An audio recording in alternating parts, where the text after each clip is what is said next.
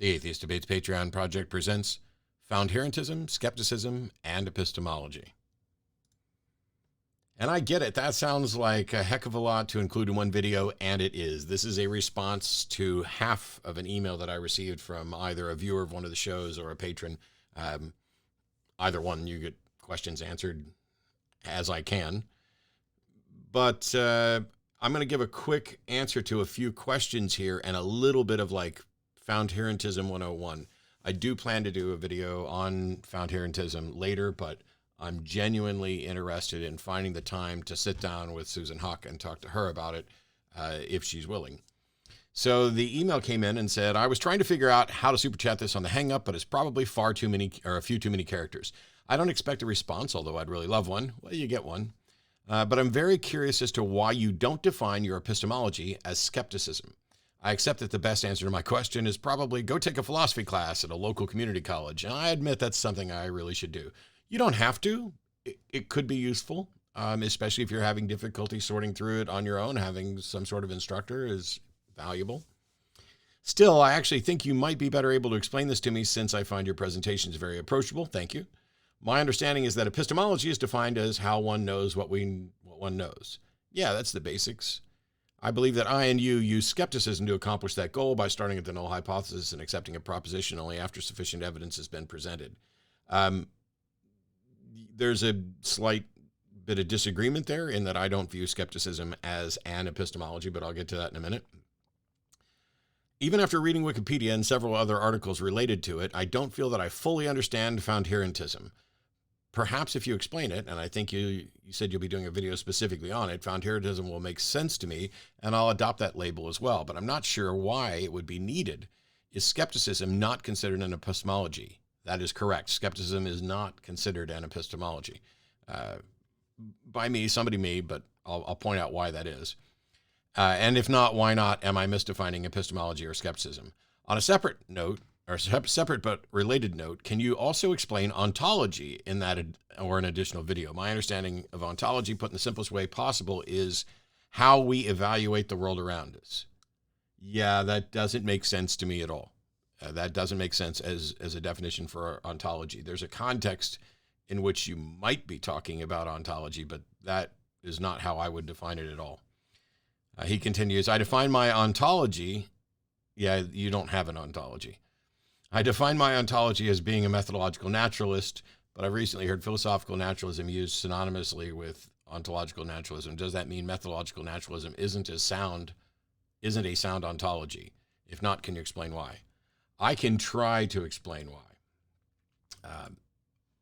Someday, I hope to actually do a full-on video about foundherentism.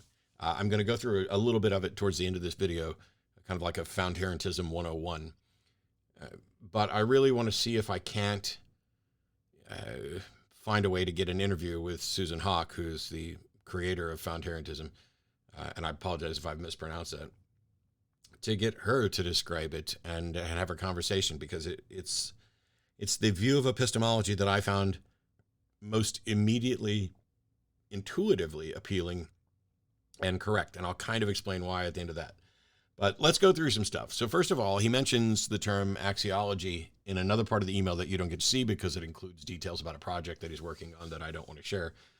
Axiology is the study of value, whether something's good or bad, that kind of value. And don't need any reason or don't see any reason to go through axiology today other than it applies to ontology when we're talking about fact-value distinctions that you can't derive an is from an ought sort of thing. And within axiology, there's two different categories of value. I mean, there may be more, but there's a way to divide it into two where you have deontic values like oughts and then evaluative values like good. And you can evaluate it as good compared to whatever the standard is, which is different from an ought. So ontology, though, I would not define, as the author of the email did, as how we evaluate the world around us. Ontology is the study of the characteristics, features, or essence of things.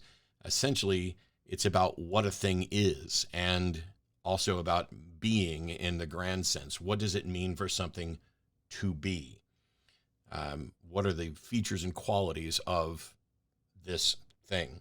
And this thing could actually be an abstract concept. You could have an ontological assessment of an abstraction, but you're dealing with the concept itself. Epistemology, though, is the study of knowledge. What is knowledge? How do we get knowledge? Where does it come from? Are there categories of knowledge? How and why can we justifiably claim to know what we know? Skepticism isn't so much epistemology, or maybe I should rephrase that too. Skepticism isn't an epistemology. When we say something like an epistemology, what we're talking about is, what is the philosophical model that you are using as a description of the foundation and essence of knowledge? Skepticism isn't an epistemology as much as it is modern scientific skepticism here. I'm not talking about philosophical skepticism, which is kind of an ancient, and perhaps in some cases there are some modern adherents, but it's about doubting knowledge itself. And I would prefer to look at that in the terms of doubting truth. Like, do we have access to the truth? You know, is the world I experience, is the information I'm getting from it, is that actually true? And my model of truth has always been, truth is that which comports to reality, which doesn't solve the problem of whether you can get to truth. It doesn't solve the problem of the foundations of knowledge. It's just, that's how I'm defining truth. And so modern scientific skepticism is sort of an assessment of what tools best support which beliefs, because skepticism isn't so much about knowledge as it is about belief and whether or not beliefs are justified. Knowledge being a subset of beliefs. So I can see why there's confusion here, because philosophical skepticism is about doubting knowledge. Scientific skepticism is about doubting beliefs that aren't demonstrably consistent with the empirical evidence and scientific knowledge. And so it's easy to see how somebody could get confused and say, oh, well, my epistemology is skepticism. And for what you mean, you're probably right. Because if you're saying, hey, what's your epistemology? A lot of times people are just asking, do you have some methodology or philosophical guideline that is how you determine whether or not something is believable? But epistemology specific goes to the knowledge claim, not just beliefs, which is why the standard definition for knowledge has been justified true belief. And I don't adhere really to that definition of knowledge. I don't think that it really helps much. I think that all of those three labels are important, but they themselves need a justification or some sort of foundation or coherency, which is why we're going to move on to the next thing, which is this sort of quick introduction to foundherentism. And as I look at this, the video is going to be too long. So what I'm going to do is put my Foundherentism 101 in a similarly quick video. So a huge thank you to the person who emailed with this question on why don't I say that skepticism is my epistemology. Skepticism is perhaps an ideology for me. My view of skepticism in these simple kind of layman terms is I want to believe as many true things and as few false things as possible. It is about a desire to have your internal model of reality map accurately as possible to the actual reality that we appear to inhabit. That is what skepticism is about, and which tools are going to allow that, which is why skepticism relies on scientific methods, modern skepticism, because scientific methods have been demonstrated to be robust. They are the most consistent, best explanations of the world around us. I'm not making an appeal to scientism to say that that's the only way that there can be knowledge, although I may not really object that much to scientism because I haven't seen anybody demonstrate a methodology that is better. And if you did, wouldn't you have to then use basic scientific methods to evaluate how good it is? Like you check your new ruler with the old ruler. You check your old yardstick, your new yardstick with your old yardstick.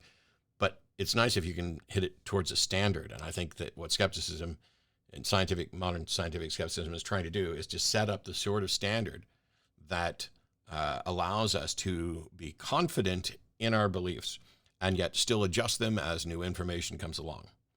The reason this isn't an epistemology is because an epistemology is one's attempt to explain why certain things count as knowledge. You know, what methodology or what principles do we have to say this is what knowledge is, this is how we can reliably come to knowledge. Whereas scientific skepticism is more about we want justified beliefs, and that's where it's separate from knowledge, in that the justified true belief, it's not so much, we may not have access to the truth, and we may not have a confidence level that rises to what we would generally view as knowledge. You know, my confidence level in whether or not there's life on another planet versus whether or not there's life on this planet have two very different justifications. I'm alive on this planet. I seem to interact with other live people on this planet. Whereas whether or not there's life on another planet is sort of an inference. And I don't know that we can actually even rise to the level of saying, I know there is life on another planet, but what we might be able to say is, we know that it is probable that, and then go through whatever formulation you're going to use, whether it's going through the Drake's equation or just looking at the picture of a grain of sand at arm length size portion of the sky and seeing the thousands of galaxies that appear in there that are more ancient than our own, that are distant, and looking at finding the building blocks of life elsewhere. It is almost absurd to think that this little ball that we inhabit is the only one on which life exists or has existed in any reasonable sense.